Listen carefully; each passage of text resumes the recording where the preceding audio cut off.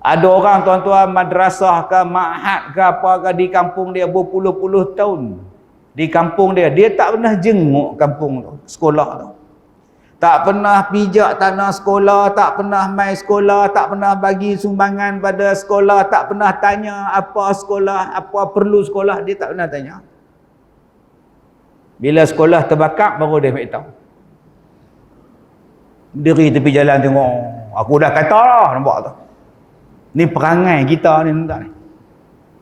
Bukan orang sini lah, di Afrika.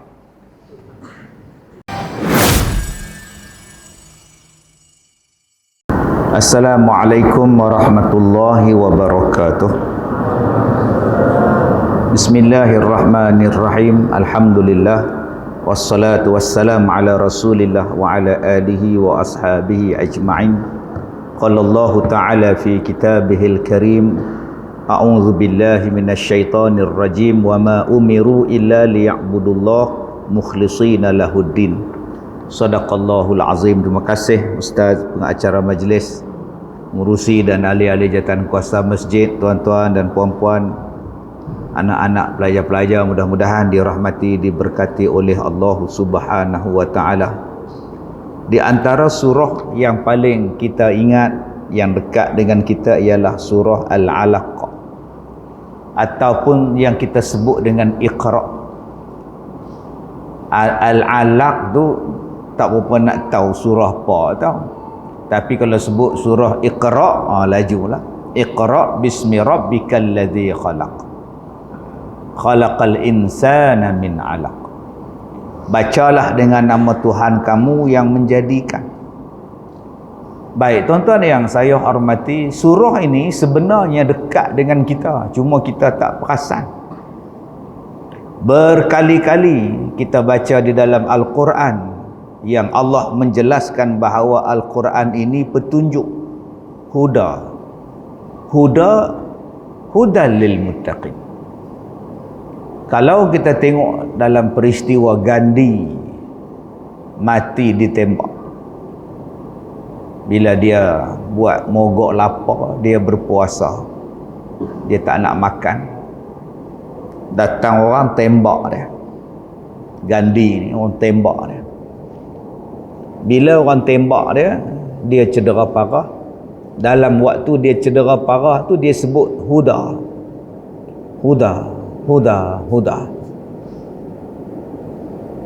Dia minta huda, petunjuk Tuhan.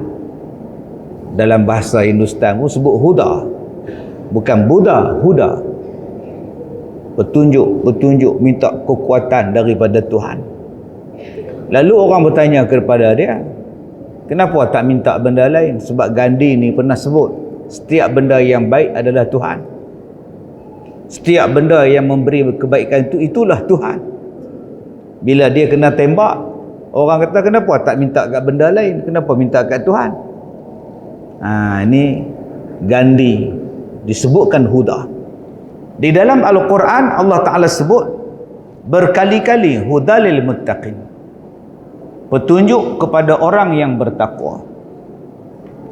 Maksudnya apa perkara yang berlaku kepada kita, maka jalan penyelesaiannya ada di dalam Al-Quran. Sama ada benda tu sedang berlaku, telah berlaku, akan berlaku, hudalil muttaqin. Dia adalah mukjizat. Al-Quran ini merupakan mukjizat, satu perkara besar yang luar biasa yang diberikan kepada para nabi dan rasul. Dan kita bertuah sangat-sangat mukjizat nabi itu kita boleh pegang, boleh simpan, boleh baca, boleh rujuk. Ada yang kata, kalaulah saya dapat tongkat Nabi Musa, seronok ustaz, senang pergi Langkawi, tak payah naik feri, pukul laut terbelah, tak payah naik feri, naik kereta pergi Langkawi. Ustaz, saya kalau dapat mukjizat Nabi Ibrahim seronok. Kalau terbakar apa-apa, saya masuk pergi padam, tak terbakar saya. Yang kamu duk seronok dengan mukjizat Nabi Musa, Nabi Ibrahim dan sebagainya, kamu tu bukan Nabi. Kalau kamu dapat tongkat tu pun tak boleh buat apa. Adik-adik ni dapat tongkat Nabi Musa, campak dia tongkat, dia tak jadi ular. Pasal kita bukan Nabi. Tetapi mukjizat Nabi Muhammad, Al-Quranul Karim, kita boleh pegang, boleh rasa, boleh tengok, boleh baca, boleh ambil manfaat, boleh rujuk, boleh kaji, boleh jadi panduan. Itulah istimewanya kita umat Nabi Muhammad sallallahu alaihi wasallam. Masalahnya kita ni setakat mana yang kita rapat dengan Quran, kita kaji Quran. Iqra, bacalah. Perintah daripada Allah. Adik-adik ni belajar bahasa Arab ni. Iqra, perintah. Maknanya membaca ini bukan hobi. Membaca itu adalah perintah daripada Allah. Sebab ramai yang meletakkan membaca tu hobi. Dia letak sama baris dengan memancing. Nama Azizul, asal Sungai Manik, umur 18, hobi membaca. Salah tu. Hobi memancing. Membaca bukan hobi. Perintah Allah. Boleh adik-adik bubuh dalam biodata, hobi sembahyang? Tak boleh. Hobi puasa Ramadan, perlu otak hang, hobi. Itu kewajipan. Perintah daripada Allah, kutiba alaikumusiyam. Perintah kutiba tu wajib. Dia tak boleh sebut hobi pada benda wajib. Tak boleh sebut hobi pada benda perintah. Allah kata iqra, bacalah. Maknanya membaca ni satu kewajipan, satu perintah daripada Allah Subhanahu wa taala. Persoalan dia, berapa banyak baca? Habis-habis SPM tak ada masa nak baca buku dah. Habis-habis mengaji ni malas aku baca dah. Patutnya membaca. Membaca apa? Kata Allah, iqra bismi rabbikal ladzi khalaq. Sebab tu membaca ada banyak-banyak jenis. Membaca tu ada banyak jenis. Ni membaca. Ni baca. Membaca, kita tengok benda, kita baca. Okey, itu satu membaca. Baca Quran. Baca Quran saja berjenis-jenis cara bacaan Quran. Ada yang dipanggil tartil, ada yang dipanggil tadwir, ada yang dipanggil tahqiq, ada yang dipanggil hadar. Ada yang tengok sambil baca, ada yang baca dalam hati, ada yang duduk diam-diam dia baca dalam hati. Ada yang membaca tanpa tengok Quran, ada yang baca bila kena tengok baru boleh baca, tak tengok tak ingat. Macam-macam bentuk jenis bacaan. Bacalah buku sana, bacalah kitab sana, tambahkan ilmu dengan membaca. Yang kedua, membaca menggunakan pemikiran. Membaca menggunakan pemikiran. Setiap sesuatu kita baca. Ni makcik-makcik nak datang ni. Dia baca pada rumah. Kalau aku mari lambat, tempat perempuan tu sikit, penuh tempat tu saat lagi, aku nak duduk atas. Duduk atas pula tak nampak Ustaz Kazim. Hak betul-betul depan je nampak, hak belakang tak nampak. Baik aku mari awal. Tu yang dia mari awal. Tu nama dia makcik yang membaca. Boleh faham? Saya pun kena baca juga. Yang saya nak ceramah malam ni di masjid lepas maghrib. Yang habis pukul 12 pasal apa? Nama kuliah maghrib. Maknanya kuliah tu habis waktu Isyak habis, nama pun kuliah maghrib. Tapi setengah ustaz dia tak baca punya. Pukul 12 dia tak habis. Kalaulah semua orang membaca, insya-Allah dia berjaya. Sebab itu perkataan membaca ni banyak orang tua-tua sebut. Kita tengah makan nasi, dia datang. Assalamualaikum. Waalaikumsalam. Buat apa, Mat? Makan nasi. Kebetulan pula no. Time hang makan aku sampai. Bagus punya baca. Bagus punya baca. Nampaklah. Tuan-tuan pergi tanya Cina Teluk Intan tu. Kedai lain semua tutup. Kedai dia yang buka hari raya. Orang pakat pi kedai dia. Wah, toki hang pandai menega no. Orang lain tutup, hang buka. Mesti banyak untung hari ni. Kita meniaga, kita pandai baca mah. Tala baca, kita tala untungnya. Nampak? Kita mesti pandai baca mah. Tu nama dia Iqra. Tuan-tuan tengok badminton, pengulas sukan, Lee Chong Wei lawan Taufik. Taufik ke belakang, dibalas oleh Lee Chong Wei. This smash daripada Lee Chong Wei gagal dibaca oleh Taufik Hidayat. Gagal dibaca. Apa maknanya dia gagal membaca? Nak angkat shuttle macam mana? Kalau tuan-tuan membaca setiap sesuatu dengan jalan yang Allah Ta'ala redha, maka jalan yang tuan-tuan buat itu insya-Allah betul. Sebab itu kita baca, kita nak buat, kita fikir, kita nak kaji dan sebagainya. Itu kata Allah, Rabbika, bismi Rabbika, dengan nama Tuhan engkau yang menciptakan. Maka apa yang kita kena buat? Aku buat ni Allah redha. Kalau Allah redha aku buat. Kalau Allah tak suka aku tak buat. Senang aja hidup orang Islam. Kalau Allah redha aku buat. Kalau Allah tak redha aku tinggal. Senang aja. Tak ada sebab kita nak buat dosa. Senang saja. Yang ni Allah redha aku buat sungguh-sungguh. Yang ni Allah tak redha aku tinggal sungguh-sungguh. Kemudian kata Allah, khalaqal insana min 'alaq. Dijadikan manusia itu daripada segumpal darah. Tuan-tuan yang saya hormati, berapa banyak di dalam Al-Quran Allah Ta'ala sebut. Yang pertama Allah Ta'ala kata daripada tanah. Dalam surah Al-A'raf. Qala ma mana'aka alla tasjuda idh amartuk. Qala ana khairum min. Khalaqtani min narin wa khalaqtahu min tin. Iblis kata pada Allah, Iblis, apa yang menghalang engkau sujud pada Adam? Bila aku perintahkan kau sujud pada Adam, apa yang menghalang kau? Iblis menjawab, saya lebih baik daripada dia. Saya dijadikan daripada api, dia dijadikan daripada tanah. Mana boleh api tunduk pada tanah? Dalam Quran Allah Ta'ala sebut berkali-kali Nabi Adam, manusia yang pertama, dijadikan daripada tanah. Kemudian dalam ayat lain pula Allah Ta'ala kata manusia ni jadi daripada air benih. Air pula dah. Allah Ta'ala sebut daripada benih manusia dijadikan min nutfatin amsyajin nabtalih, daripada air mani pula dah. Mari dalam ayat ni pula Allah Ta'ala sebut daripada alaq, min alaq, daripada segumpal tanah. Dalam ayat lain pula Allah Ta'ala sebut mudghah pula, daripada seketul daging pula dah. Mana satu yang betul ini? Kejap tanah, kejap darah, kejap air mani, kejap seketul daging, sekejap seketul darah, segumpal darah. Subhanallah, Masya Allah tuan-tuan. Itulah asal kejadian manusia.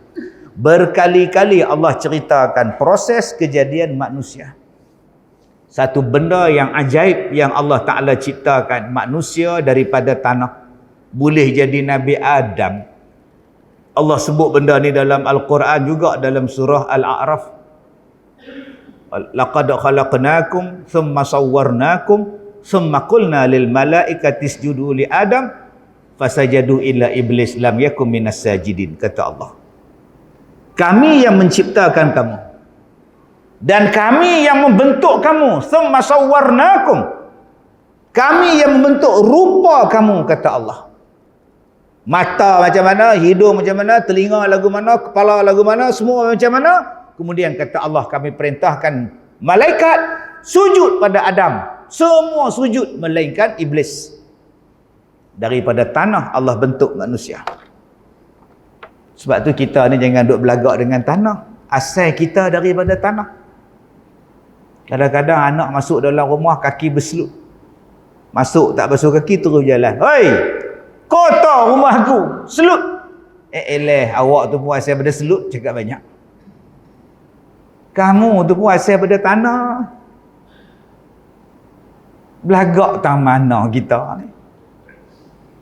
Yang kedua kata Allah, manusia tu pula daripada Adam tadi bercambaknya jadi manusia bila bercantumnya benih. Nama dia nutfah, air mani. Berkali-kali Allah Ta'ala sebut dalam Quran tentang nutfah. Hak tadi Allah Ta'ala sebut, kamu tu daripada tanah, jangan duk belagak. Tempat dipijak, tempat digali, tempat dibuang, tanah tu asal kamu. Minha khalaqnakum wa fiha nu'idukum wa minha nukhrijukum. Dari tanah kamu dijadi, kepada tanah dimasukkan kamu, daripada tanah nanti juga kamu dikeluarkan. Belagak kamu ni. Kemudian Allah sebut pula air mani. Berkali-kali Allah sebut tentang air mani. Kenapa air mani itu disebut sebagai air yang hina?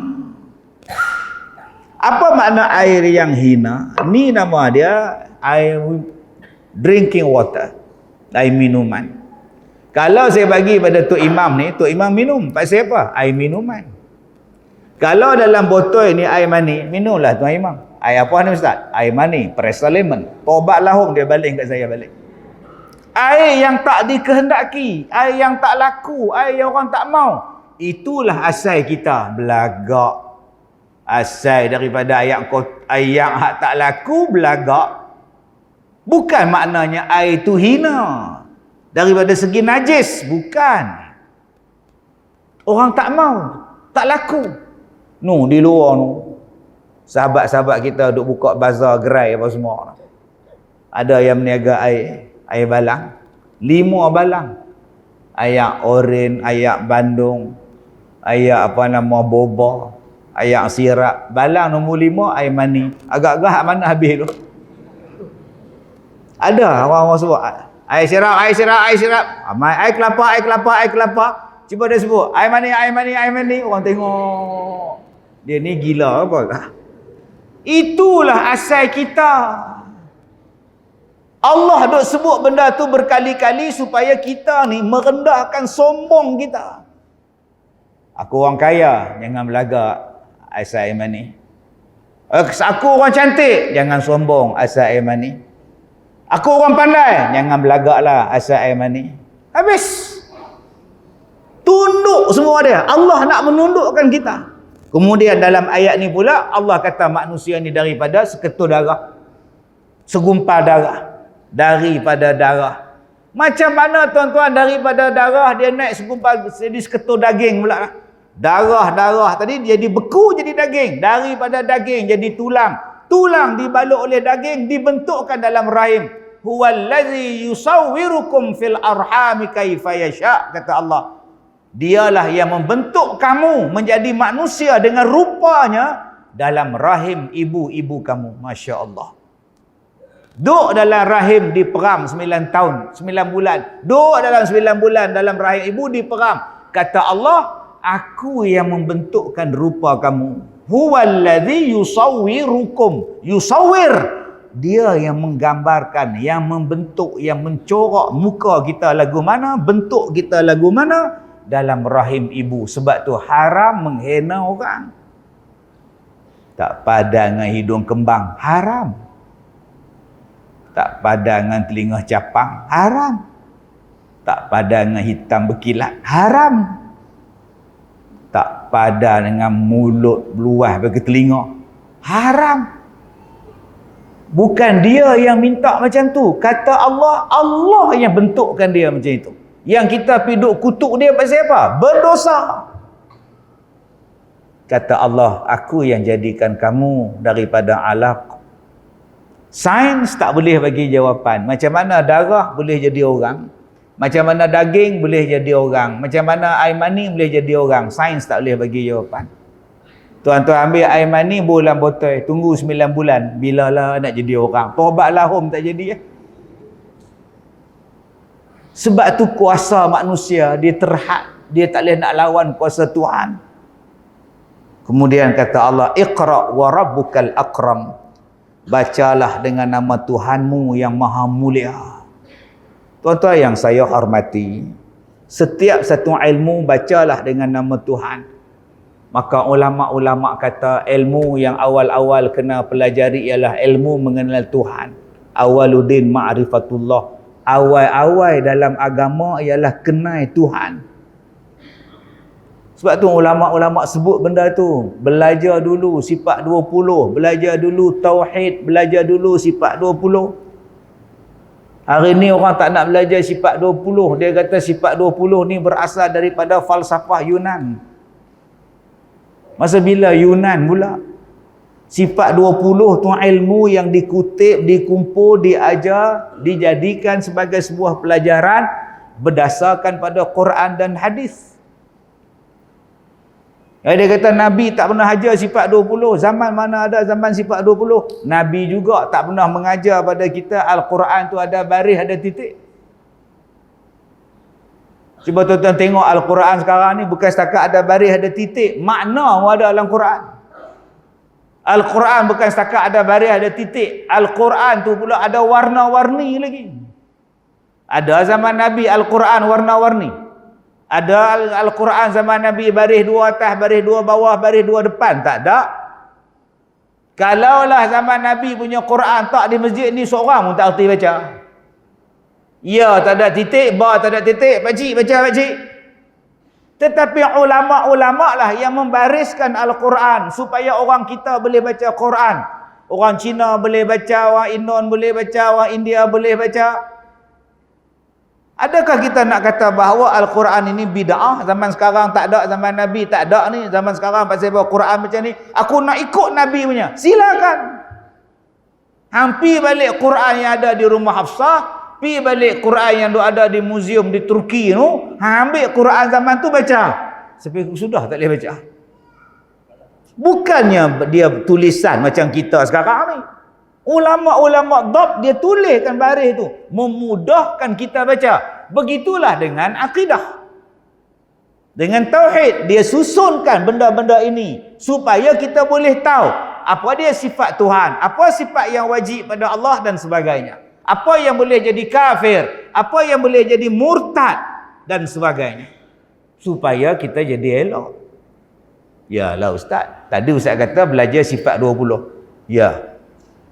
Adakah Allah yang maha kuasa hanya ada 20 sifat? Adakah Allah tu hanya ada 20 sifat Ustaz? Tak, hang belajar sifat 20 di mana?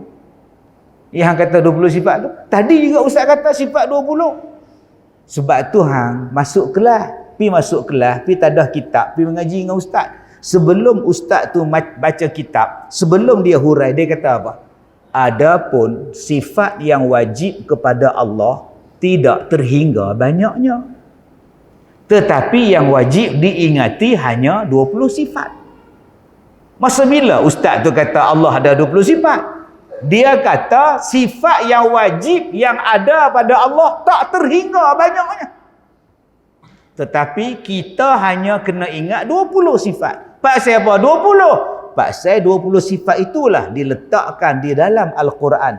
Ulama petik bu sini, ulama petik bu sini, ulama ambil sini jadi 20. Serupalah dengan malaikat. Nama-nama malaikat ni beribu-ribu, tak nama nak ingat. Malaikat bukan 10 orang, tapi yang wajib diingat 10 malaikat. Bukan maknanya malaikat tu cuma ada 10. Bersepah malaikat, tak berapa bilion, trilion, kita pun tak tahu. Serupalah dengan Nabi, beratus ribu. Dalam 100 ribu lebih Nabi tu, yang wajib kau ingat 25 orang Rasul. Kalaulah disuruh ingat 124 ribu Nabi, tobat lahum tu haji tak hafal. Belajarlah betul-betul. Bukan Allah tu ada 20 sifat. Yang kena ingat 20 sahaja. Nak kata bodoh, cerdik. Tuan-tuan yang saya hormati, bila Allah kata Iqra wa rabbukal akram, bacalah dengan nama Tuhan kamu yang maha mulia. Subhanallah, Masya Allah. Allah Ta'ala sebut dalam surah Al-Ahqaf. Macam mana kita ni nak memuliakan Tuhan? Balik buka dalam surah Al-Ahqaf. Allah cerita tentang beberapa perkara. Ada satu ayat dalam surah Al-Ahqaf, cari ayat tu. Yang pertama Allah kata, kamu disusukan oleh ibu kamu salasina syahra. 30 bulan kata Allah. Kamu disusukan oleh ibu kamu 30 bulan. Kemudian kata Allah, bila umur kamu mencapai usia 40 tahun. Allah sebut direct tuan-tuan. bila kita mencecah usia 40 tahun. Rupa-rupanya umur 40 tahun ni Allah sebut, dan ada ayatnya di dalam surah Al-Ahqaf. Kalau 40 tahun tak berubah lagi, mengucap siap-siap senang. Tuan-tuan tahu tak, kalau kita baca buku tentang P. Ramlee di hujung-hujung umur dia, bila dia pindah ke Kuala Lumpur, orang tak minat tengok filem dia. Tora Rimau Jadian lah, orang tak tengok dah. Doremi pun orang tak minat. Lah je baru minat balik, dah mati hamba Allah lah. Cerita 6 Jahanam tak laku langsung, tak jadi macam Mat Gilau. Dia duduk menung, dia kata, dia duduk nyimbang dengan kawan dia. Buka dalam buku biografi dia. Kalau aku buat filem sekarang, tidak ada siapa lagi yang mau menontonnya. Yang menonton filem aku sekarang sudah jadi bapak-bapak, sudah jadi atuk-atuk, dan mereka sudah ramai yang semayang. Itu sebut dia. Mereka sudah ramai yang semayang. Itu kata-kata P. Ramlee, tuan-tuan. Bila filem dia orang tak tengok. Mereka sekarang semua dah semayang. Dah meningkat umur 40 hang tak semayang lagi. Apa jadi ni? Umur 40 tak reti nak datang masjid lagi. Apa nak jadi ni? Umur dah 40 tahun, Tok Imam pun tak kenal. Hara ni. Umur 40 tahun, perangai macam budak, duk merempit lagi. Masalah ni. Umur 40 tahun tak kenal tikam semayang lagi. Hara ni. Allah Ta'ala sebut, bila kamu usia 40 tahun, ada 5 benda yang kamu kena buat. Pertama, syukur kepada Allah. An ashkura ni'mataka allati. Hendaklah kamu bersyukur pada Allah. Kerana pada usia 40, Allah Ta'ala bagi rumah. Umur 40 dah dapat anak. Umur 40 dah dapat isteri. Umur 40 dah dapat kereta, dapat motor. Kebiasaannya, umur 40 adalah umur kematangan. Umur yang telah mencecah satu usia yang nak jadi matang dah. Syukur pada Allah. Yang kedua, wa ala walidaik. Bersyukurlah kamu pada mak bapak kamu. Umur 40 tahun, jangan lupa mak bapak. Sebab kalau kita umur 40, mak bapak pada masa itu 60 tahun ke atas. Kita 40, mak bapak kita confirm insya-Allah 60 tahun ke atas. Berapa banyak orang bila umur 40 dia tak peduli mak dia dah. Sebab dia rasa dia dah ada anak, dia ada tanggungjawab, mak dia pandai-pandai dah. Mak apa susah mak pergi sekolah Ustaz Kazim, sekolah orang tua-tua, mak duduk sana. Mak apa susah mak pergi sekolah Ustaz Sungai Manik Al-Islah tu mak, situ pun kok ada pondok, mak duduk sana. Saya dah sibuk dah mak. Mak saya tak dapat balik kampung lah mak, bisnes saya ni mak. Mak saya tak dapat lah mak, saya tak dapat lah mak. Kata Allah, jangan lupa mak kamu bila kamu mencecah 40 tahun. Kemudian dalam ayat itu Allah Ta'ala kata apa? Wa an a'mala salihah tardahu. Maka pada usia itu carilah satu amalan yang bila kita buat amalan tu Allah redha. Kita bila dah mencecah usia 40 tahun, kita kena cari satu amalan yang Allah redha. Kita tengok sekolah kita. Apa tanggungjawab aku untuk sekolah yang ada di kampung aku ni? Berpuluh-puluh tahun dah sekolah kita ni. Ada orang tuan-tuan madrasah ke ma'had ke apa ke di kampung dia berpuluh-puluh tahun. Di kampung dia tak pernah jenguk kampung tu, sekolah tu. Tak pernah pijak tanah sekolah, tak pernah mai sekolah, tak pernah bagi sumbangan pada sekolah, tak pernah tanya apa sekolah, apa perlu sekolah, dia tak pernah tanya.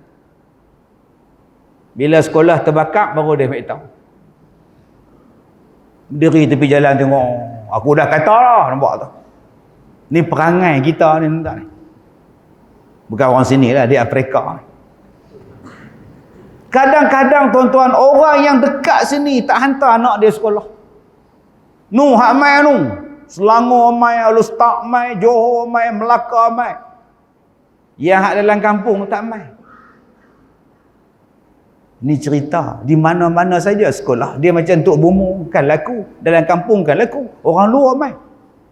Pasal apa yang ramai rumah dia? Dia kan Tok Bomo. Oh ya, dia tak tahu tak. Orang lain tahu. Serupa. Cubalah kita buat sebelum aku mati ni, aku nak buat satu benda yang Allah redha pada aku. rupa-rupanya benda yang reda depan mata kita tu ada. Mungkin dia nama ma'had, mungkin dia nama sekolah dan sebagainya. Kemudian allazi 'allama bil qalam. Dialah yang mengajar manusia dengan pena dan tulisan. Tuan-tuan yang saya hormati, Allah Ta'ala sebut dalam ayat ni kaedah pendidikan. Kaedah pendidikan 'allama bil qalam, menulis. 'Allama bil qalam.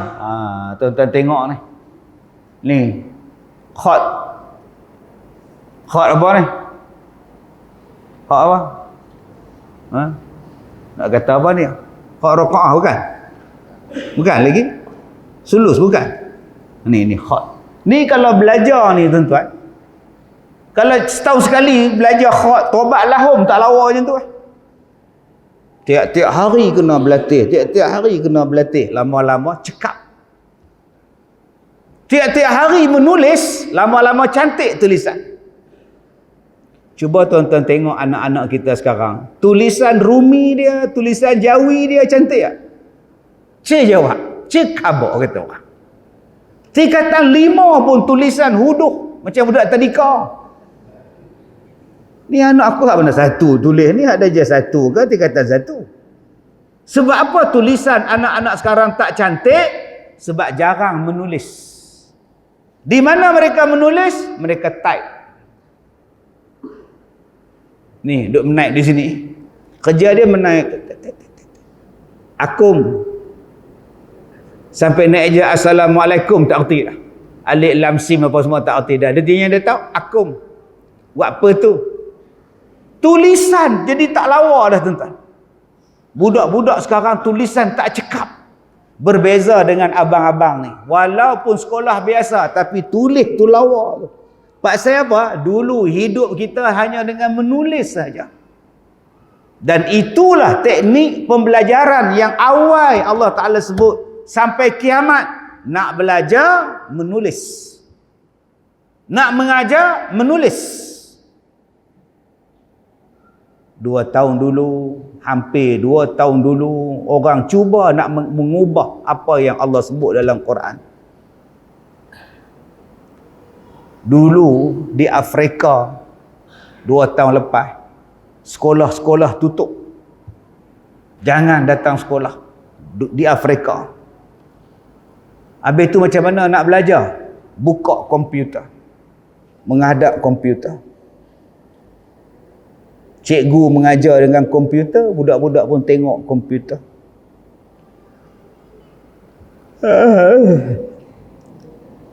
Lama-lama cikgu seorang mengajar. Budak-budak pergi buka cerita TikTok. Budak-budak pergi buka game. PIBG lah apa. Hampir 2 tahun tuan-tuan.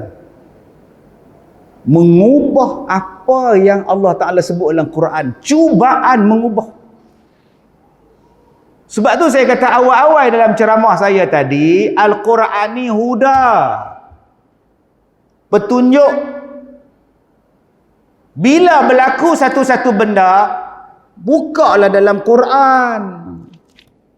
Dapatlah jawapan. Oh, tak boleh belajar macam tu. Oh, tak boleh belajar macam tu. Tak boleh. Dia tak akan sampai kepada martabat ilmu. Tak akan dapat ilmu. Cikgu tak dihormati. Ilmu tak dihormati. Ilmu tidak ditulis. Kamu tidak berada dalam keadaan talaqi. Kamu tidak ada dalam keadaan musyafahah. Akhirnya keberkatan ilmu tidak ada. Bila cikgu buka sekolah balik, anak murid datang sekolah balik, ramai budak-budak tidak akan mau datang sekolah. Sebab selama hampir 2 tahun lebih mereka seronok duduk dalam keadaan macam itu. Yang mana duduk di Mahat Tafiz 2 tahun tak hafal Quran, balik cuti 2 tahun, nak datang balik tak mau dah, malas dah aku berhenti tahfiz. Ini yang akan berlaku. Sebab tu Allah Ta'ala kata apa? Allama bil qalam. Quran. Sebab itu tuan-tuan, Islam ni, Quran ni, dia nak bagi kita cara hidup dalam dunia ni. Nak dapat ilmu tak boleh kamu nak kata kita tak boleh hidup belajar ilmu zaman zaman Tok Kaduk. Nak belajar ilmu, budak-budak pergi sekolah. Itu zaman lama. Kita melakukan transformasi. Duduk di rumah masing-masing. Cikgu pun duduk di rumah. Tengah duduk mengajar, ayam bunyi kat belakang. Itu bukan tuntut ilmu, tuan-tuan. 2 tahun di Afrika, mereka cuba nak ubah cara menuntut ilmu. Dan lebih malang orang Islam ikut satu-satu. Seolah-olah kita ni tak ada Quran. Nasib baik kita di Malaysia tak ikut. Di Afrika je ikut. Ini bertuahnya kita. Malang orang Afrika ni. Apa yang dibuat, apa yang disuruh, ikut belakang. Betul kata Nabi, la tattabi'unna sananal ladzina min qablikum shibran bi shibrin wa zira'an bi zira'in hatta law dakhalu fi juhri dhabbin lattaba'tumuhum. Kamu akan ikut jejak langkah Yahudi dan Nasrani sejengkai demi sejengkai, sehasta demi sehasta, sehinggalah kalau mereka masuk dalam lubang biawak, pun kamu ikut. Seolah-olah kamu tak ada Nabi, seolah-olah kamu tak ada Quran. Seolah-olah Quran ni hanya untuk musabaqah, Quran ni hanya untuk Ramadan, tadarus, Quran ni hanya untuk Yasin malam Jumaat dan baca talqin. Dikubur kalau mati. Dia tak jadi. Ni sekarang ni kita menghadapi masalah ni. Macam mana budak-budak sekolah tetap belajar. Allama bil qalam. Sebab itu ustaz, macam mana ustaz kata allama bil qalam? Ustaz hafal Quran, macam mana menulis dengan pen? Mana ada orang hafal Quran menulis dengan pen? Tuan-tuan tahu tak? Budak-budak yang hafal Quran, kita bagi dekat dia ni, muka surat ni kosong. Muka surat ni kosong.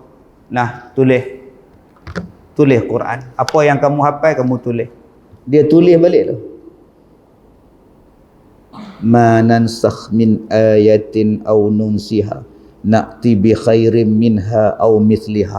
Dia cek balik. Ma nansah baris di atas, ma nansah nun mati jumpa sin mati, sakh ada kha ni, tak ada kha, tak ada titik, dia bubuh balik. Setiap satu baris, satu ayat, okey, ma nansakh min ayatin, Allah, silap pula dah. Dia suluh. Habis satu muka surat, pergi hantar kat cikgu. Ustaz semak. Tu di mana tu? Tu di sekolah saya. Dia bukan setakat hafal di mulut, tulisan pun dia kena tulis. Bagi dekat dia satu Quran kosong. Ada makcik di sekolah saya, tuan-tuan, dia dah tulis 30 juzuk Quran. Umur dia 87 tahun. 87 tulis Quran. Dan dia baca Quran sekarang, Quran yang dia tulis. Subhanallah, Masya Allah, Tabarakallah, tuan-tuan. Sebab tu adik-adik, kalau nak hafal Quran, salah satu ingatan yang paling kuat, nombor 1, bawa dalam semayang. Jadi imam supaya adik-adik boleh ulang Quran dalam semayang. Jadi imam. Kalau jadi makmum, ikut tu imam. Kena tu imam enak atau enak, lega lah. Adik-adik jadilah imam. Masalah dia ustaz, saya tak diberi peluang oleh tu imam untuk jadi imam. Pasal apa? Saya budak ustaz. Itu imam kata dia lebih tua. Tua mua. Bagilah peluang untuk anak-anak jadi imam. Tengok budak-budak ni. Kamu dah hafal berapa juzuk? 8. Al-A'raf dah habis belum? Setengah. Jadi imam. Tak apalah pakcik lah imam. Aku nak dengar bacaan. Bila kamu hafal Quran, kamu dapat 1 rakaat, 1 muka surat. Aku nak rasa lama sikit semayang malam ni. Bayangkan imam cakap dekat budak. Kau baca 1 rakaat, 1 muka surat tau. Pakcik nak rasa lama sikit sembahyang isyak malam ni. Boleh? Boleh pakcik? Allahu Akbar. Amin. Bismillahirrahmanirrahim. Alif Lam Mim Sad. Oh, kita dengar Allah. Kitabun unzila ilaika fala yakun fi sadrika harajun min litunzira bihi wa dzikra lil mu'minin. Satu muka habis. Allahu akbar. Besok pagi mati tu imam. Patut semalam dia cakap sayu je, pak cik nak rasa panjang sikit, betul permintaan terakhir. Jadi kalau aku permintaan terakhir, biar aku terus suruh budak ni jadi imam, biar aku juga baca, tak mati besok. Ni bukan masalah buang tabiat, ni masalah penghargaan, nak menghargai budak-budak. Kita nak mendidik budak-budak ni tuan-tuan, kita kena jadi contoh. Kita hak tua ni jadi contoh. Itu satu pendidikan. Satu lagi bentuk pendidikan, kita suruh depa dan kita pula tengok, itu lagi satu bentuk pendidikan. Mula-mula kita didik depa, Allahu akbar. Budak-budak tengok, Bismillahirrahmanirrahim. Budak-budak tengok, oi, malam ni lagu apa? Rush ke? Sabar ke? Nahwan ke lagu untuk imam ni? Alhamdulillahi Rabbil Alamin. Nahwan tu. Dia belajar.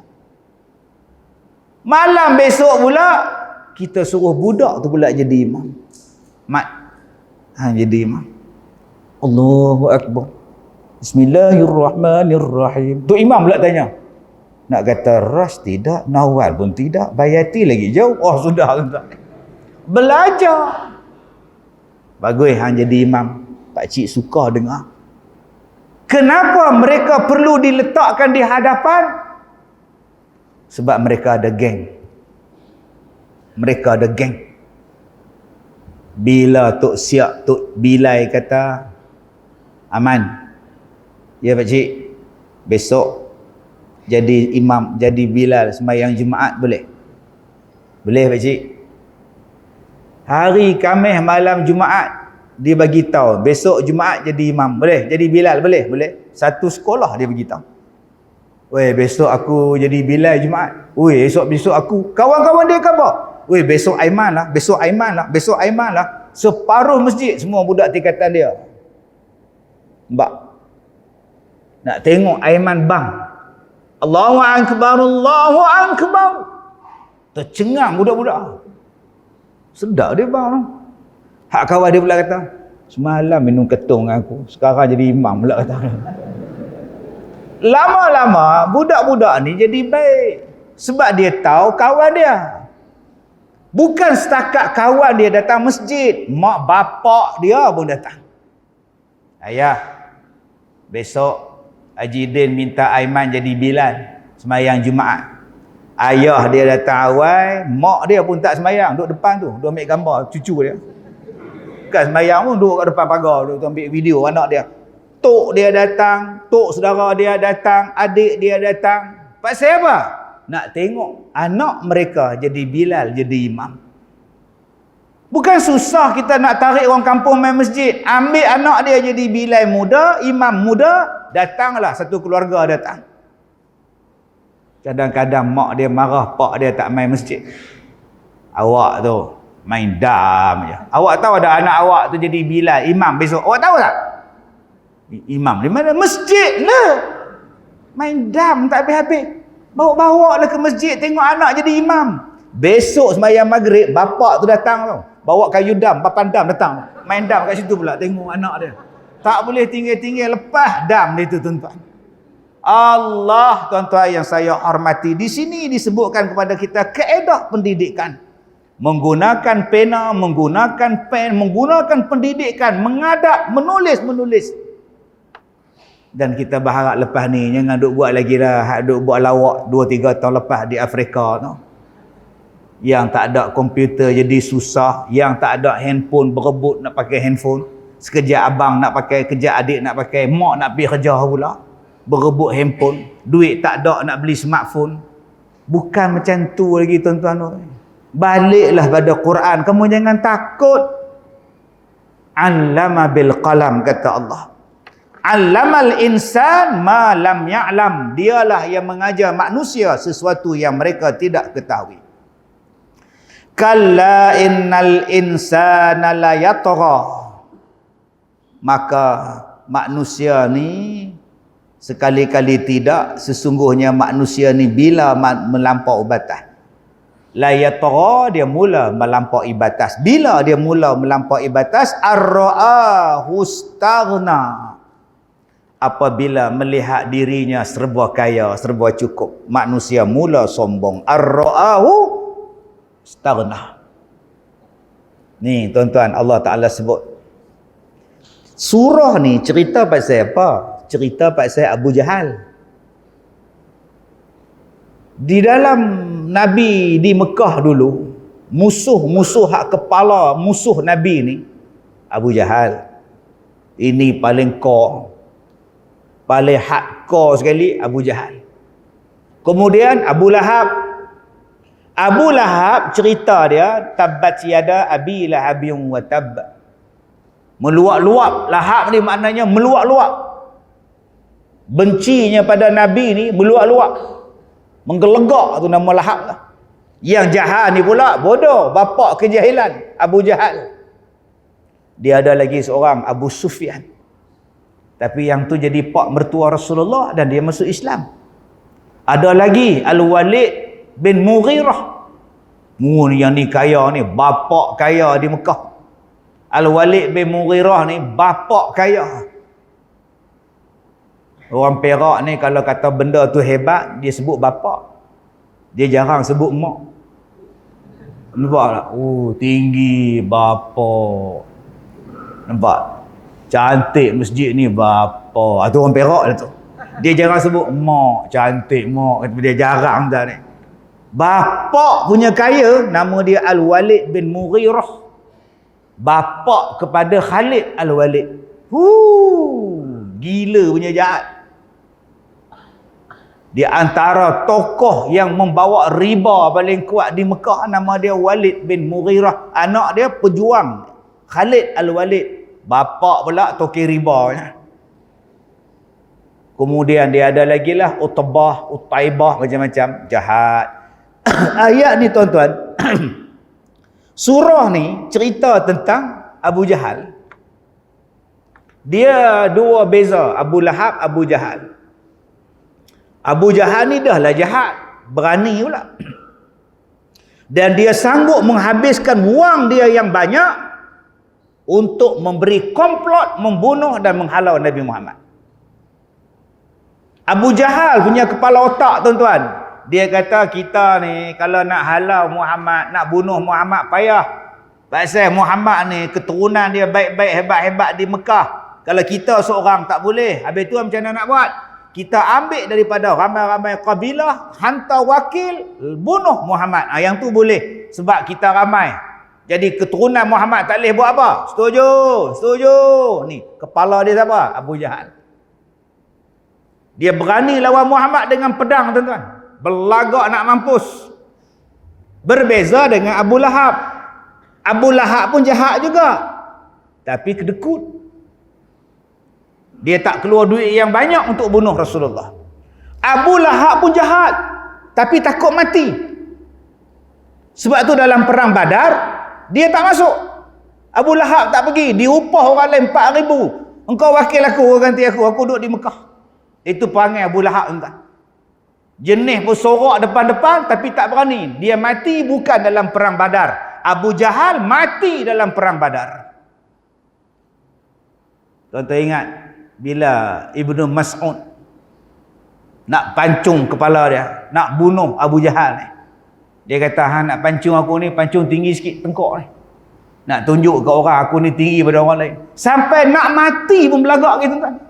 Mampus Abu Jahal ni. Sampai dia nak dibunuh tu, dia pesan pada orang yang nak bunuh dia, kamu beritahu Muhammad, aku musuh dia dunia akhirat. Jahat gila tuan. Gila pun tak jahat macam tu. Abu Jahal ni jahat gila. Gila pun tak jahat macam tu. Sebab apa? Sebab orang gila pun datang masjid. Saya dulu belajar dekat Masjid Negeri Ipoh. Di bawah, tingkat bawah tu ramai orang gila. Pelik-pelik. Ada sekali tu kami sembahyang Isyak, orang gila naik tingkat atas sembahyang Isyak.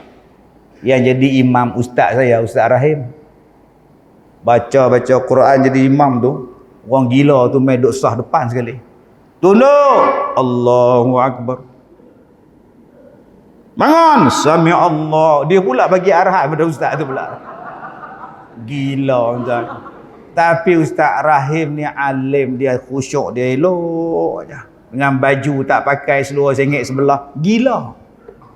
Habis-habis sembahyang pulih main cukup. Oh, orang gila pun main masjid. Dia pula bagi arahan pada tu imam. Rukuk, sujud, rukuk, sujud. Tu nama dia gila. Nak marah apa dia gila? Bila sesi soal jawab di radio, saya ingat lagi sesi soal jawab, tanyalah soal jawab radio Perak. Masa tu tukang jawab soalan tu guru saya juga, imam besar Masjid Negeri, Tuan Syekh Muhammad Nur Mansur. Orang tanya dia, "Tuan, Pak siapa di Masjid Negeri tu banyak orang tak betul datang. Pak siapa tuan tu?" Syekh Muhammad Nur kata, "Dah orang tak betul tak datang, orang gila lah datang," kata dia. Nampak? La ilaha illallah. Abu Jahal ni lebih gila pada orang gila ni, tuan.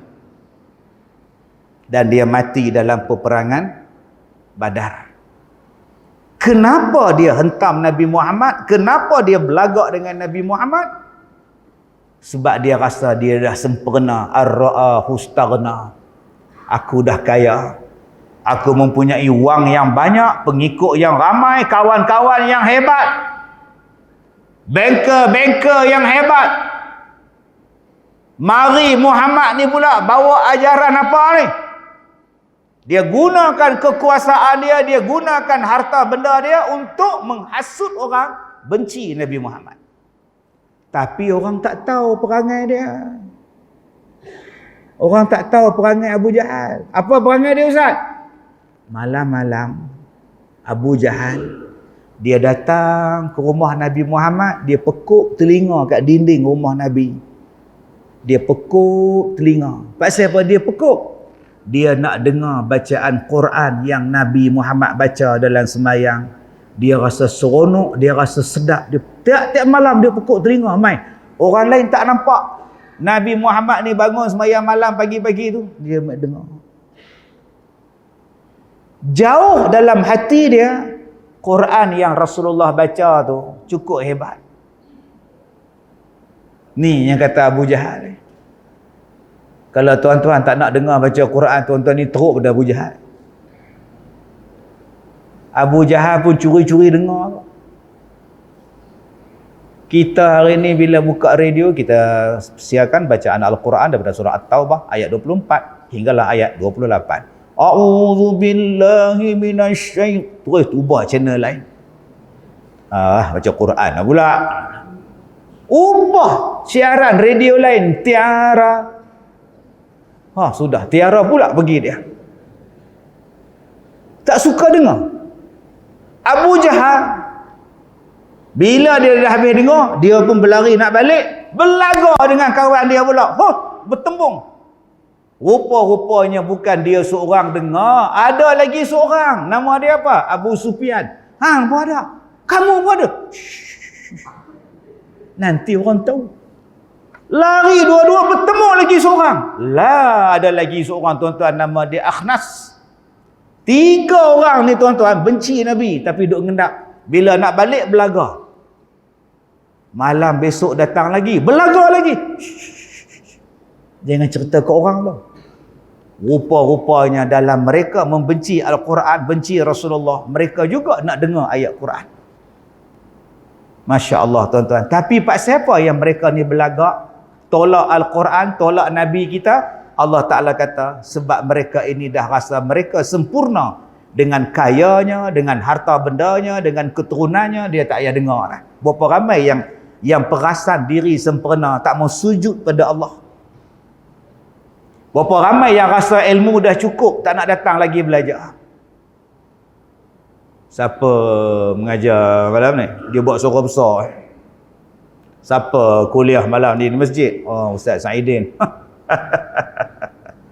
Sudah tuan-tuan. Anak ni di Mesir. Dia di mana? Ar-ra'a hustaghna. Siapa yang mengajar di masjid tu? Ustaz Hambali. Apa yang dia ada, anak pun ada. Ini sombong ni, tuan-tuan. Kita ni ada 9. Kalau kita datang majlis ilmu tak kita dapat 1, dah jadi 10. Tapi kalau kita 9, jenis tak mengaji dah, akhirnya kita kekal 9 sampai bila-bila. Duduklah.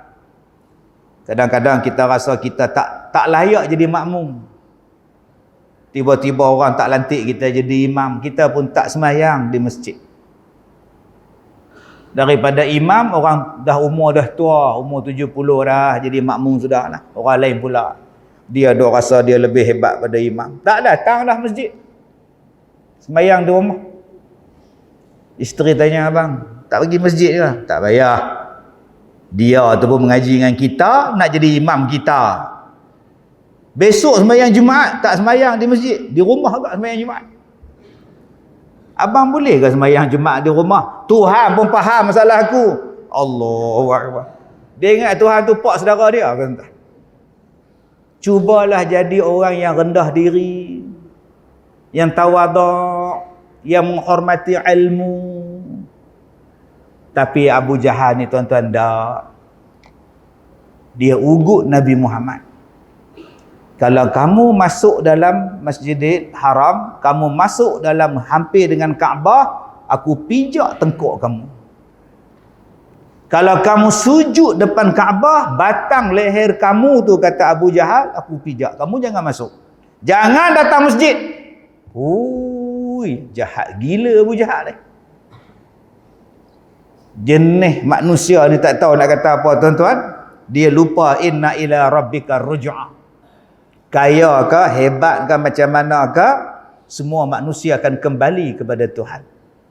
Maka Allah mula bertanya kepada kita. Ara'aital ladzi yanha, apa pendapat kamu tentang orang yang melarang orang sembahyang? Tu dia. Rupa-rupanya tuan-tuan, ayat cerita tentang orang tak bagi masuk dalam masjid, sembahyang dalam masjid ada dalam Quran. Di Afrika dulu 2 tahun lepas masjid tutup. Tak boleh sembahyang di Afrika dulu. Budak-budak bawah 15 tahun tak boleh pergi masjid. Pergi supermarket tak apa. Duk naik motor ngong tak sembahyang, tak boleh masuk. Tak boleh masuk. Nasib baik bukan di Malaysia. Allahu Akbar. Di Afrika tu Haji, cerita ni. Masjid tutup. Awak kalau main masjid, mati. Dia larang main masjid. Ara'aital ladzi yanha, apa pendapat kamu tentang orang yang melarang orang sembahyang? Abdan iza shalla, kata Allah. Seorang hamba Allah bila dia nak sembahyang, tiba-tiba no, mayang dia lepas lain. Abdan iza shalla, bila dia nak sembahyang. Kamu tahu tak kata Allah, ara'aita in kana 'alal huda? Apa cerita kalau orang yang kamu nak halang sembahyang itu orang yang benar? Tiba-tiba dia tak dibenarkan sembahyang dalam masjid. Apa pendapat kamu, kata Allah? Ara'aita in kana 'alal huda. Kamu tak bagi dia sembahyang padahal dia tu betul. Tak ke berdosa kamu? Au amara bittaqwa, atau dia orang yang mengajak orang untuk ke arah ketakwaan. Tiba-tiba kamu tak bagi dia masuk masjid. Sebab itu saya awal-awal dalam kuliah saya tadi, saya sebut pada tuan-tuan, bila berlaku satu-satu benda macam itu, aku nak pergi sembahyang tapi tak boleh. Aku sihat, pasal apa tak boleh? Buka dalam Quran, ada ayat cerita tu. Rupa-rupanya ada tuan-tuan dalam surah Al-Alaq. Apa nak buat? Dalam jawapan dia pun ada dalam surah Al-Alaq. Tapi sayang, orang kita tak nampak Quran huda. Kita tak nampak Al-Quran tu sebagai petunjuk. Kita tak nampak Al-Quran tu sebagai mengajar. Kita nampak Al-Quran ni hanya untuk rak-rak saja. Kalaulah kita nampak Al-Quran tu sebagai petunjuk, bila jadi masalah, farudduhu ilallah war rasul. Kita balik pada Allah dan Rasul. Maka kata Allah, ara'aita in kazzaba wa tawalla. Bagaimana pendapatmu jika orang yang melarang itu mendustakan dan berpaling daripada Allah?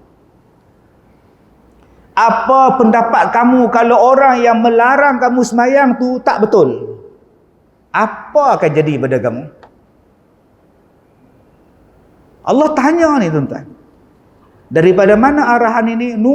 Daripada badan dunia tu. Badan dunia tu kalau salah macam mana? Allah sebut kazzaba wa tawalla. Kalau mereka mendustakan Allah dan mereka tak betul, kamu nak ikut juga. Allah tanya lagi tuan-tuan kepada kita. Alam ya'lam bi annallaha yara.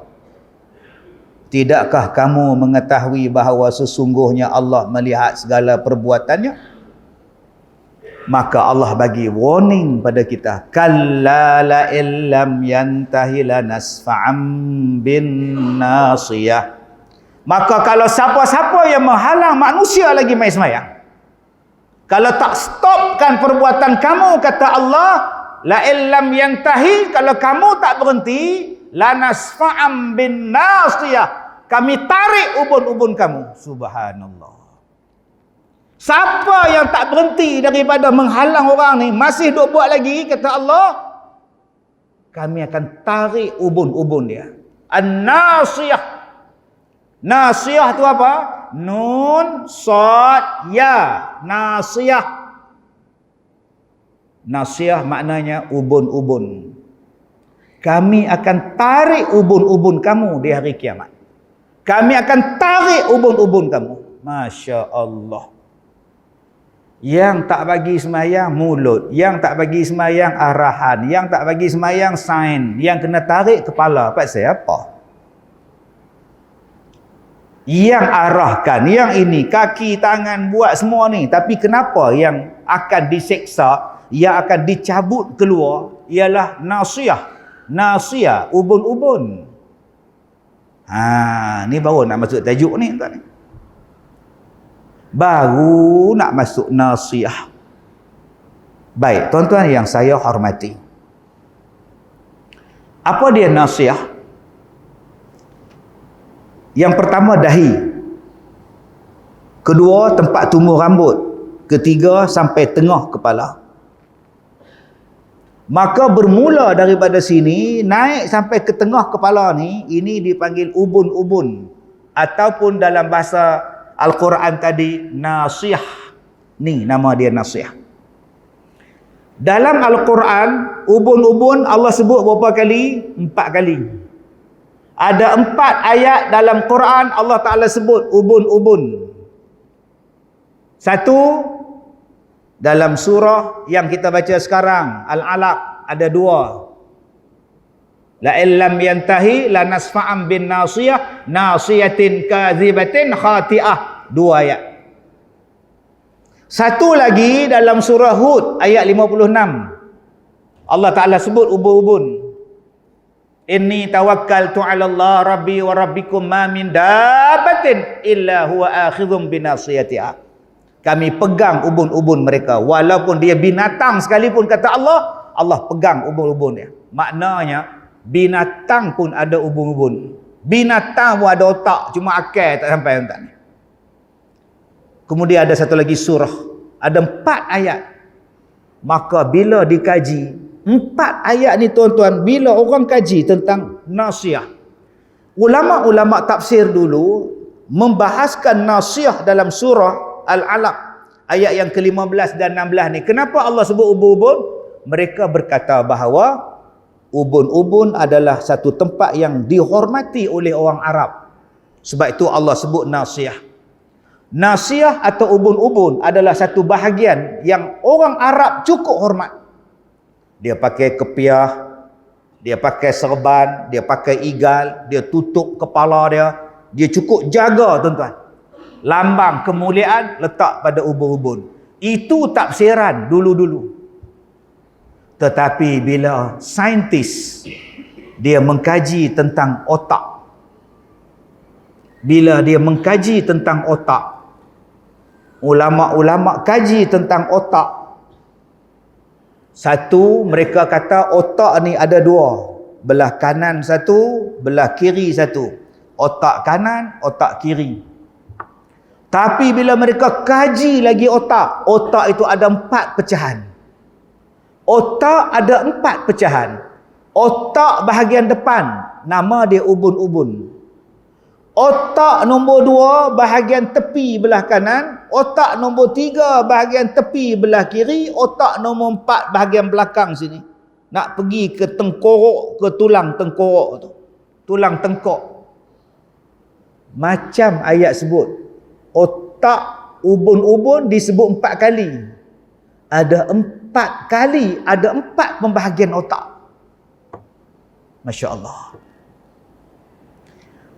Baik, kenapa Allah sebut nasiyah, ubun-ubun, bahagian otak pertama ni?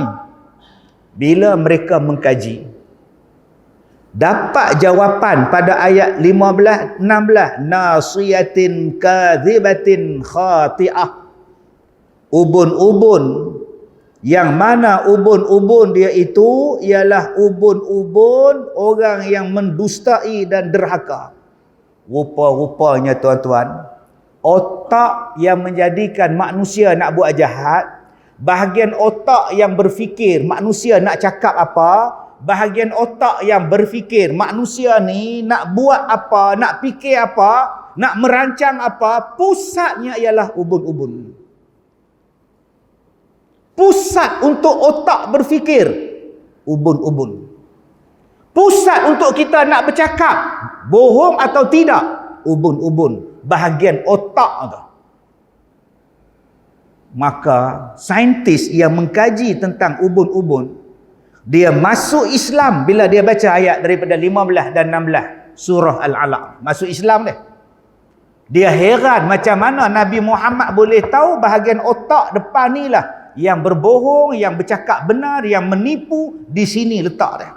Masuk Islam tuan-tuan. Subhanallah, Masya Allah, Tabarakallah. Patut orang dulu-dulu, dia buka kepiah dia jumpa ustaz dia, ustaz tolong jampi kat saya. Ustaz tadi letak tapak tangan tak ubun-ubun. Tuan-tuan nak tengok. Patut tuan-tuan bila kita ni nak sujud, kita sujud dahi ni, ubun-ubun di sini. Patut bila kita ambil wuduk tuan-tuan, kita basuh kepala kita. Patut disuruh jaga ubun-ubun, basahkan ubun-ubun ni supaya otak awak ni sentiasa baik. Dan nak tahu dia tu bohong ataupun tidak, tengok pada ubun-ubun dia. Gila punya ustaz ni. Ada ke nak tengok berbohong ataupun tidak, tengok pada ubun-ubun? Hang yang gila. Kata ustaz gila. Tuan-tuan kalau rajin, pi balik polis Hilir Perak daerah. Saya daripada muda saya pi balik polis. Asrama saya dulu dekat bangunan tabung haji di Ipoh. Itu asrama saya. Roboh asrama tu buat bangunan tabung haji. Itu tempat tidur saya, tempat belajar saya di situ. Asrama. Depan asrama tu balai polis di Ipoh tu. Depan tabung haji sekarang. IPD situ, IPK pun situ. Tadi ustaz kata ustaz main dengan polis, memang. Tengah-tengah main takraw petang-petang, polis datang naik motor. 10 orang. 10 orang. Jom, ramai-ramai pergi balai polis 10 orang. Buat apa? Kawat cam. Tuan-tuan tahu kawat cam, duduk diri ramai-ramai, saksi main tengok seorang-seorang. Siapa dia hak rogo dia tengok. Siapa dia hak ragut dia tengok. Salah seorang yang duduk diri kawat cam tu saya. Ada satu nyonya tuan-tuan sekatu petang tu, dia kawat cam, dia berdiri lama, dia tengok saya buat. Buat aku pula dah. Sudah dia tengok, dia belek. Bukan ini orang, dia tengok yang selamat, alhamdulillah tuan. Dia kawat cam. Kami paling dekat dengan balai, kami kena pi. Di balai polis, kalau tuan-tuan pi mahkamah ke apa berbicara, salah satu benda yang mereka akan buat apa dia? Ujian pengesanan berbohong. Tuan-tuan pernah dengar tak ujian berbohong? Ada kan? Di mana alat berbohong tu mereka letak? Di mulut, di lidah, tak, di sini, di sini, di sini, di sini. Sebab bila manusia berbohong, darah dia akan mari ke bahagian ubun-ubun. Bila manusia cakap bohong, darah dia akan mai di sini. Mesin tu akan tunjuk berapa banyak darah dia. Lain, luar biasa daripada dia. Dia ni cakap bohong. Jom tuan-tuan, kita test ujian bohong. Abang-abang berani buat ujian bohong dengan isteri. Pasal alat kat kepala. Abang cakap, abang nikah lain tak bohong. Tengok tu dia, naik dia. Mesin tu tipu. Mesin tu kena buat ujian berbohong. Tak payah tuan-tuan. Dia bukan ada ubun-ubun. Sebab tu ujian pengesanan berbohong dia letak di sini. Ketika kita berbohong, darah kita akan main sini. Sebab itu orang yang nak marah, tuan-tuan tengok dahi dia macam mana. Dahi dia naik tegang, berurat, timbul urat ni. Tang dahi, tang ubun-ubun. Semuanya nak jadi marah orang, nak mengamuk, nak bunuh orang, letaknya di sini. Nak buat jahat pun letak di sini. Ada banner ceramah Ustaz Kazim. Ceramah perdana Ustaz Kazim Elias. Saya pernah jumpa banner saya kena bakar. Waktu orang bakar tu, ubun-ubun penuh jahat kat sini. Otak dia tu. Ada ceramah saya tuan-tuan, di mana negeri ke, sampai ke traffic light, saya tengok banner tu. Gambar saya tapi ada 2 tanduk. Macam gambar aku je tu. Mereka spray dengan warna cat merah. Cilakui betul. Maka ulama-ulama, saintis-saintis sekarang bila dengar ayat nasiyatin kadhibatin khati'ah, masuk Islam. Maha suci Tuhan. Bahagian otak ini yang duk fikir jahat, dan bahagian otak itulah aku tarik di hari kiamat, aku rentak di hari kiamat. Kepala otak kamu yang buat jahat. Rupa je tuan-tuan, otak ni lah yang menjadikan tangan ni jadi jahat, yang menjadi kaki jadi jahat, yang mulut jadi jahat. Pusat arahan dia daripada otak. Macam Quran sebut. Kita kalau baca Quran seronok. Tapi kalau kita tahu makna, tahu pengajaran, tahu kisah, tahu benda apa yang Allah Ta'ala nak sebut. Selama ni tuan-tuan kita baca banyak kali dah, Iqra' bismi rabbikal ladzi khalaq. Tapi kita tak faham pun apa makna nasiyah. Bila campur dengan sains, bila campur dengan ilmu tafsir, campur dengan Allah Maha Suci Tuhan. Sebab tu tuan-tuan, sampai kita mati pun takkan habis ilmu. Tuan-tuan untung ada madrasah di sini, ada ma'ad di sini, ada masjid di sini. Ada guru-guru yang alim-alim di sini. Marilah tadah kitab tuan-tuan. Supaya bila kita baca Quran nanti kita tahu, ya Allah, hebatnya Quran. Hebatnya Quran. Di dalam otak ni tuan-tuan ada 4 tulang ni. Tulang ni ada 4 yang menyokong otak ni supaya dia jadi kuat. Nama dia tengkorak nama dia. Ada 2 tulang yang duduk di depan ni yang menyokong ubun-ubun. Nama tulang itu ialah frontal bone nama dia. Frontal bone ni tuan-tuan duduk kat depan ni. Frontal bone ni duduk depan. Untuk apa? Menjaga satu lagi frontal, nama dia frontal lobe. 4 ayat tentang ubun-ubun ada dalam Quran. 4 tiang yang duk membentuk tengkorak ni. Masya Allah. Dan dalam otak tu pula ada satu neuron nama dia. Ni otak tuan-tuan. Dalam otak ni ada satu neuron, ada satu lubang dalam otak ni. Otak ni ada satu lubang, darah tak boleh masuk. Kalau dia kering, otak jadi rosak. Kalau dia basah pun otak jadi rosak. Maka perlu ada sekejap dia basah, sekejap dia kering. Sekejap dia basah, sekejap dia kering. Macam mana cara nak bagi basah supaya darah tadi masuk dalam lubang neuron? Sujud. Sujud. Dan bila duduk antara dua sujud, darah tadi keluar balik daripada otak dia. Dia jadi elok. Sujud balik, duduk balik. Orang yang banyak sembahyang ini, otak dia jadi baik. Lagi sekali tuan-tuan, orang-orang saintis mengkaji, kenapa manusia sujud? Dapat dah jawapan. Innas salata tanha 'anil fahsya'i wal munkar. Dapat dah jawapan. Bila banyak sembahyang, dia mencegah jahat dan mungkar. Syukur pada Allah, anak-anak tuan-tuan, pukul 5 dah bangun nak sembahyang subuh. Syukur pada Allah, cucu-cucu kita yang sekolah di sini sembahyang ikut waktu. Lepas azan, qomat terus sembahyang. Berapa banyak kawan-kawan mereka, tuan-tuan, subuh tak bangun, tak sembahyang.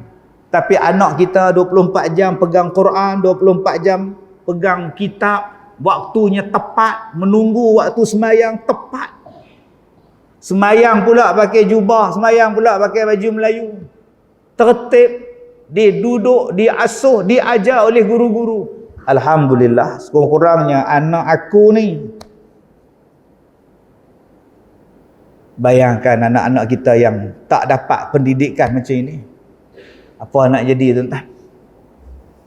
Tidur dengan TikTok. Pukul 2 pagi duduk TikTok, biru muka ni duduk tengok TikTok. Biru muka duduk tengok Facebook macam-macam cerita. Dengan tok pun tengok sekali. Tengah-tengah duduk tengok gambar perempuan duduk pagi joget, terkedek. Ya Allah, astagfirullahalazim. Lepas 2 minit cari balik. Mana dia pula gambar? Lah. Tapi mereka ni tidur, sebelum tidur dengan waqiah. Adik-adik kita tidur pukul 10.30 duduk atas katil Al-Mulk. Habis Al-Waqiah baru tidur. Habis Al-Mulk baru tidur. Cuma bangun pukul 3, lompat pergi sekolah. Cari tom yum pun ada juga. Bukan kata tak ada, ada hot fly pun ada juga. Pergi cari tom yum.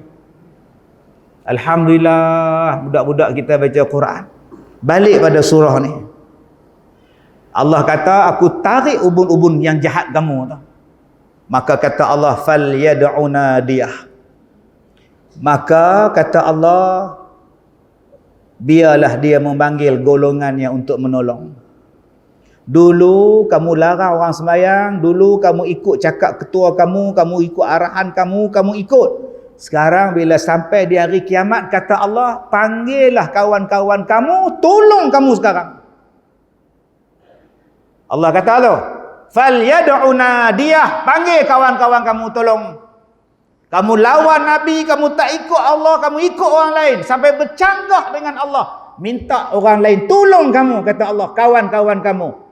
Sanad'u zabaniyah. Aku akan panggil zabaniyah untuk siksakan kamu. Kamu panggillah kawan kamu kalau mereka boleh tolong. Aku akan panggil malaikat zabaniyah. Malaikat zabaniyah tak pernah jemu menyiksa manusia dalam neraka. Tak pernah letih. Mana nak lawan? Zabaniyah ke kawan kamu? Maka kata Allah, kalau ada orang yang melarang kamu sembahyang, kalla la tuti'hu, jangan kamu taat pada dia. Wasjud waqtarib, pergilah sembahyang sujud, pergilah mendekatkan diri kepada Allah. Sujudlah, sembahyanglah, Allah jaga kamu. Jawapannya ada dalam Quran, tuan-tuan. Allahu Akbar. Malu kita dengan Tuhan. Kita lari tinggalkan masjid, lari tinggalkan sembahyang. Sedangkan Allah kata, kalla, la tuti'hu, jangan kamu taat di situ. Pergilah sembahyang, wasjud. Pergilah waqtarib, dekatkan diri pada Allah. Allah takkan rosakkan kamu.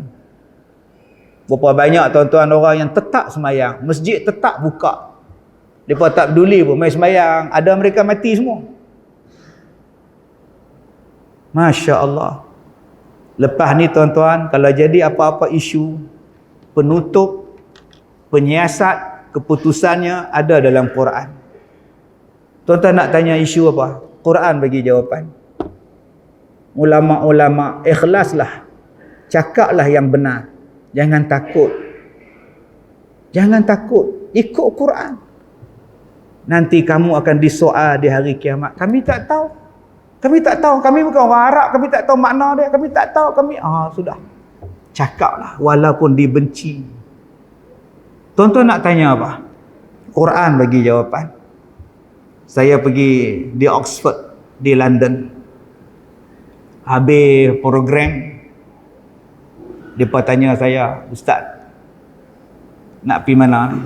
Saya kata, pergi museum. Saya nak pergi museum. Bila sampai di museum, penjaga museum tu orang besar lah. Memang besar sungguh. Begini saya tengok. Dia tahu saya datang.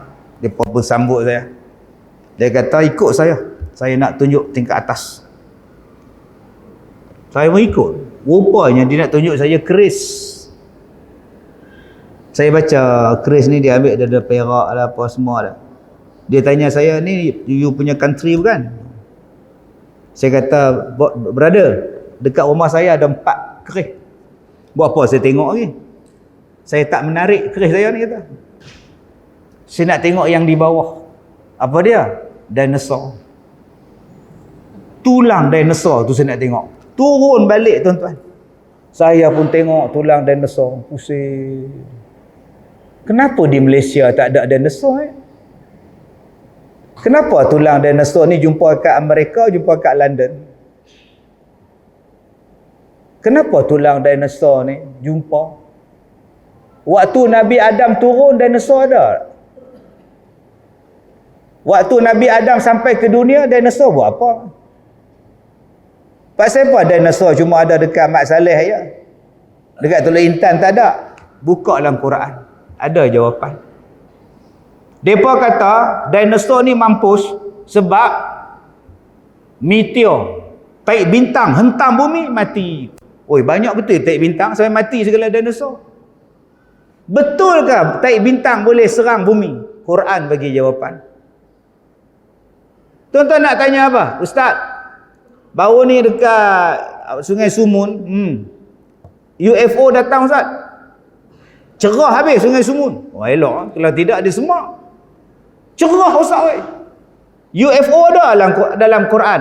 Quran bagi jawapan. Ada yang kata pula, Ustaz, saya jemur lah duduk di Teluk Intan.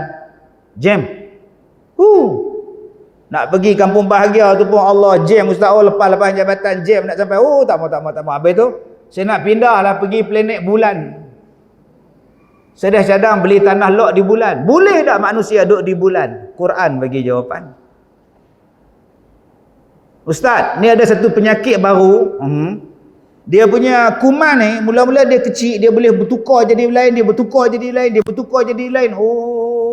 Jadi susah tak? Dia mula-mula nama lain, lepas tu dia beranak, dia menikah dengan ni, dia dapat yang ni, Ustaz. Menikah ni dapat ni, Ustaz. Pening kita, Ustaz.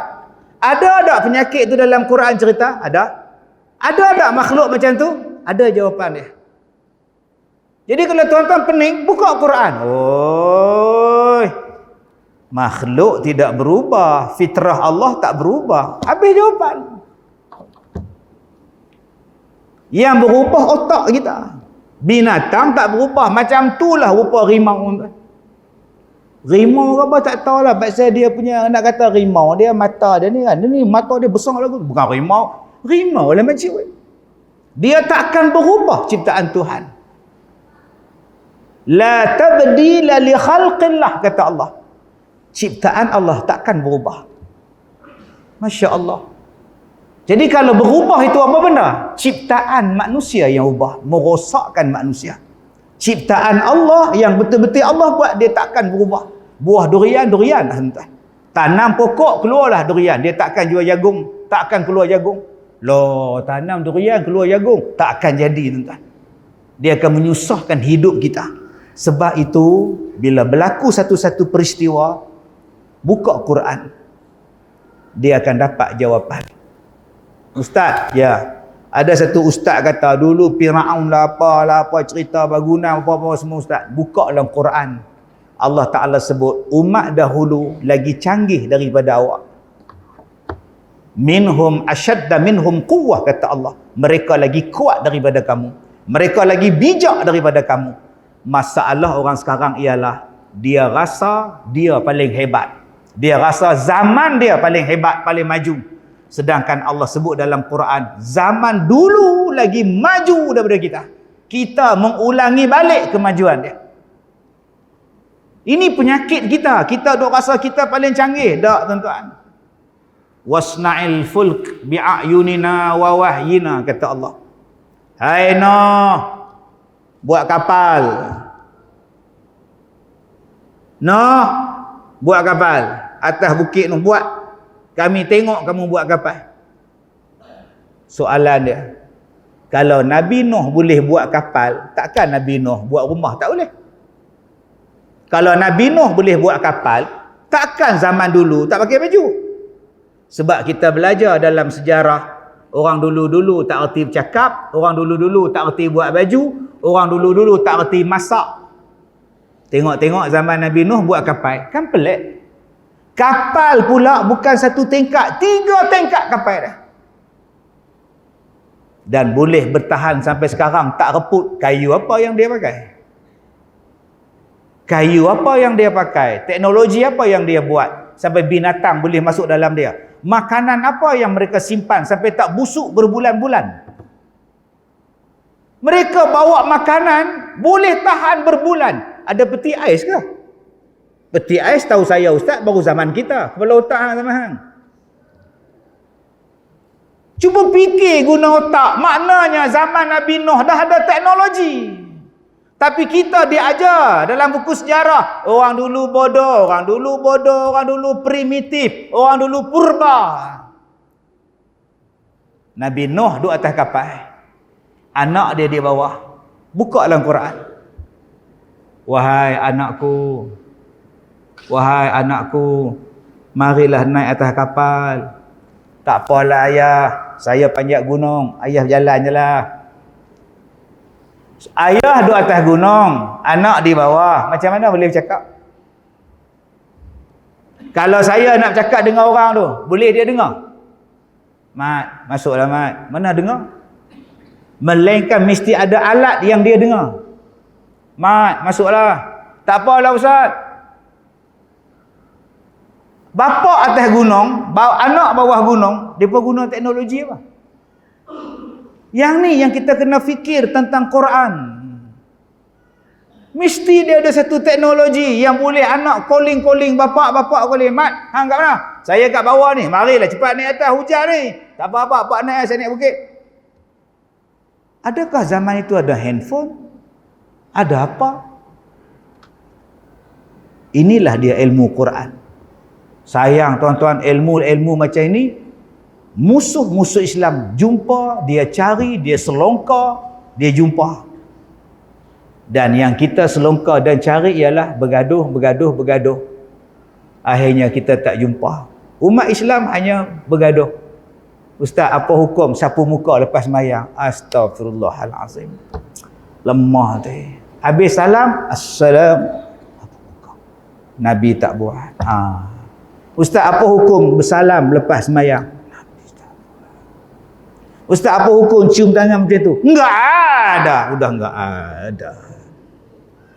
Yang tu yang kita bergaduh berpuluh-puluh tahun. Orang lain mengkaji Quran. Apa teknologi Nuh? Apa kayu Nabi Nuh? Apa teknologi Nuh buat kapal? Kita pula duk mengkaji. Apa hukum baca telkin? Allah. Sayanglah tuan-tuan. Masa dah tamat. Cukup sekadar itu. Wallahu a'lam. Saya ingat masa saya mengajar sekolah ni, almarhum Tuan Guru pada lama sungguh dah. Kira-kira 20 ke 18 tahun dulu. Jadi kalau nak jemput balik 18 tahun akan datang insya-Allah. Wallahu a'lam ustaz. Terima kasih. Saya minta maaf jika terkasar bahasa. Wabillahi taufik wal hidayah. Assalamualaikum warahmatullahi wabarakatuh.